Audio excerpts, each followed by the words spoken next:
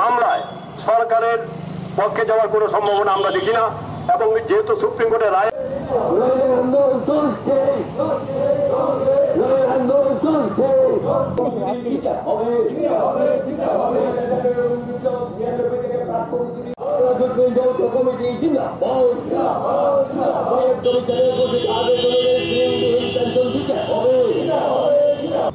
Tripura high court Tripura jute মিলের শ্রমিক কর্মচারীদেরকে 1196 থেকে পিএসইউর মতো বেতন ভাতা দেওয়ার জন্য তাদের রায় ঘোষণা করেছেন।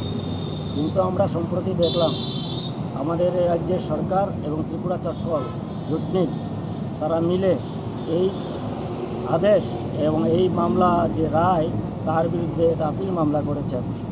এবং আমরা সরকারের কাছে বারে বারে আবেদন করছি আমাদের আন্দোলন কমিটির পক্ষ থেকে তারা যেন অনতিবিলম্বে এই অন্যায় বা এই শ্রমিক স্বার্থ বিরোধী এই আপিল মামলা প্রত্যাহার করে নেন এবং 1196 থেকে অন্যান্য পিএসইউর মতো শ্রমিক কর্মচারী বেতন ভাতা যেন দিয়ে দেন।